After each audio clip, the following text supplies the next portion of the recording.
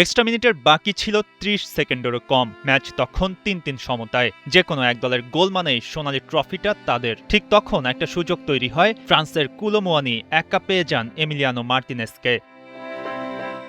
1-1 সেই পজিশন থেকে কিক নিলেন। সেই কিক সেভ হলো মার্টিনেজের পায়ে লেগে। আর্জেন্টিনা হাফ ছেড়ে বাঁচল। ম্যাচ গেল টাই ব্রেকারে। সেই শ্বাসরুদ্ধকর পেনাল্টি শুটআউটে জিতল আকাশী নীলরা। মেসির হাতে উঠল বিশ্বকাপ। সে এক অসাধারণ, অসামান্য মুহূর্ত।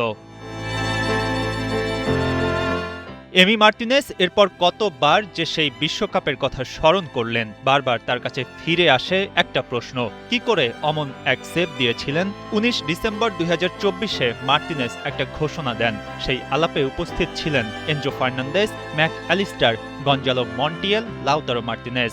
এমি বলেছিলেন পরপর ২ বিশ্বকাপ জিতলে জাতীয় দল থেকে অবসরই নিয়ে নেবেন। একেবারে খাঁটি প্রমিস।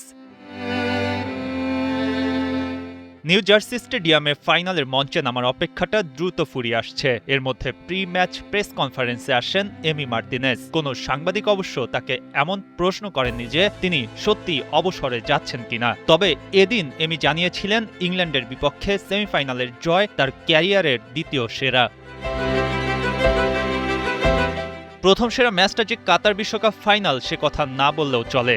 জার্সিতে ৪ তারকা থাকবে এমন এক দৃশ্য কল্পনা করতে ভালোবাসেন এমি। বিশ্বকাপ একবার জেতাই অনেক কঠিন, যেখানে চতুর্থবারের মতো আর্জেন্টিনা যদি বিশ্ব চ্যাম্পিয়ন হয় নিজ দেশের মানুষের উদযাপন কেমন হবে তা নিয়ে এক দফা আলাপ প্রেস কনফারেন্সে করলেন মার্টিনেজ।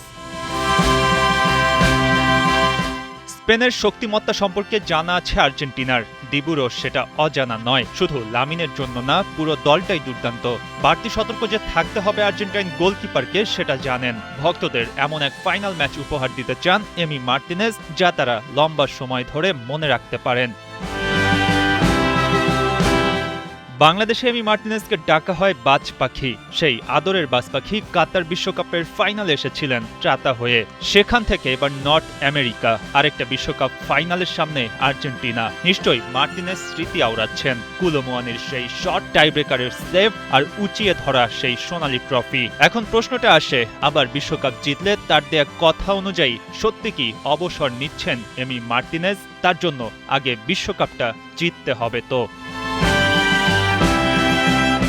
মঈন হাসান, ৭১।